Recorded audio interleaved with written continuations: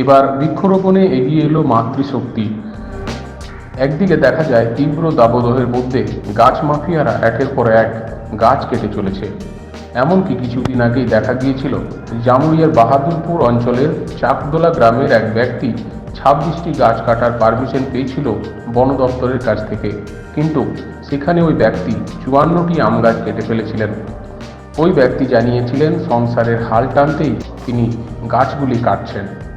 যদিও খবর পেয়ে ঘটনাস্থলে আসেন জামুরিয়া থানার কেন্দাফাড়ি পুলিশ। জামুরিয়া পঞ্চায়েত সমিতির বনভূমি কর্মাধ্যক্ষ জগন্নাথ শেঠ। এটা আজকে একটা বৃক্ষরোপণ উৎসব ছিল, যেটা আমাদেরকে জানানো হয়েছে, যেটা মহিলা যারা কর্মচারী আছেন বা আমাদের নাগরিক কমিটির তরফ থেকে আরএন কলোনি, যেটা রবীন্দ্রনগর কলোনিতে যে যারা বসবাস করেন তাদেরকে দিয়ে এখানে একটা বৃক্ষরোপণ উৎসব পালন করা হচ্ছে। আজকে এখানে কতগুলো গাছ লাগানো হয়েছে? 150 খানি গাছ আজকে লাগানো হয়েছে। 5ই জুন থেকে এটা স্টার্ট করা হয়েছে। আপনার 3 ক্ষেপে আজকে তৃতীয় দফা গাছ রোপণ করা হয়েছে। টোটাল 522 খানা গাছ লাগানো হয়েছে এখনো অবধি। আর নেক্সট প্রোগ্রামটা আপনার হবে আগস্ট 15ই আগস্টে।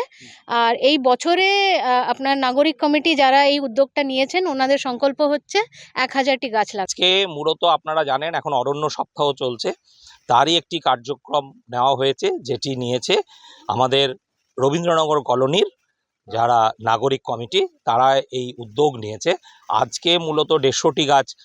এবং আজকে আরেকটি ব্যাপার আছে, সেটি হচ্ছে আমরা বারবার বলি যে মহিলাদেরকে সমস্ত কাজে আগে, তো আজকের যে অরণ্য সপ্তাহ বা বৃক্ষরোপণ মূলত পুরো ভাগে ছিল এখানকার আরএন কলোনি তথা সোনপুর বাজারি প্রজেক্ট এবং সোনপুর বাজারের এরিয়া অফিসের কর্মরত যারা মহিলারা রয়েছেন ওই দুটি প্রজেক্ট এবং এরিয়া, তারা মূলত এটা প্রথম গাছ লাগানোর অগ্রভাগে ছিলেন।